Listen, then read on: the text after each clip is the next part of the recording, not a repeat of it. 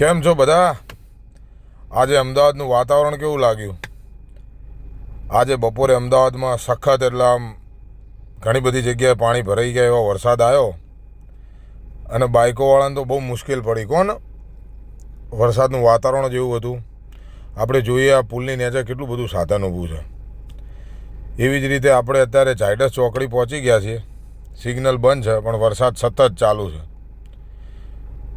Signal ખુલી ગઈ. ચલો હવે આપણે આગળ જઈશું. આપણે ક્યાં જઈએ છીએ એ વાત તો પછી જ કરીએ. એ આપણે અત્યારે કરવાની થતી નહીં, કેમ કે હમણાં ક્યાં જઈએ એ પાછું અત્યારે ખબર પડી જાય મજા નહીં આવે.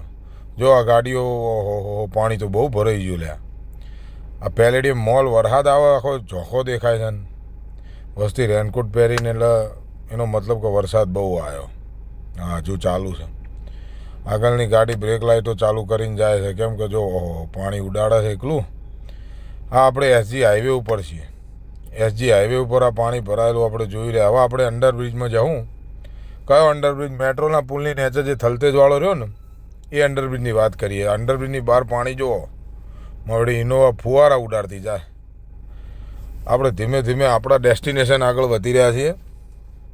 હવે આપણે જોઈએ કે આપણને ટ્રાફિક ના નડે તો સારું, ને પાછા વરસાદના આપણે હેરાન થઈ જાઉં.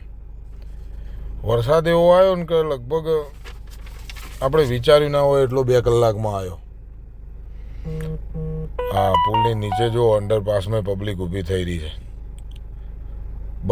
બસ જાય પણ બસવાળાને તો વરસાદ નડવાનો નહીં. વરસાદ નડશે બાઇકોવાળાને, નાની ગાડીઓવાળાને.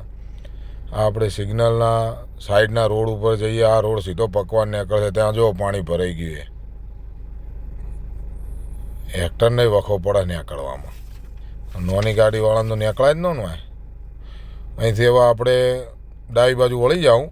હા, મેં પકવાન આવી ગઈ એટલે હવે અહીંયા આગળ પાણી નહીં હોય, ઓછું હશે.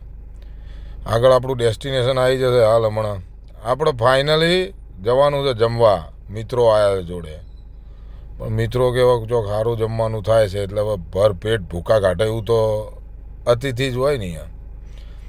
હવે આપણે ચલો ફરી ક્યારેક મળીશું ને હવે જમી લઈએ અતિથિમાં જઈને. તમારે કોઈને જમવું હોય તો હેડો, પછી કહેતા નહીં કે પૂછ્યું નહોતું, કેમ કે અહીંયા અનલિમિટેડ હોય જમવાનું. એના વગર આપણને મજા ના આવે. ભૂકા એમને ના નીકળે ને.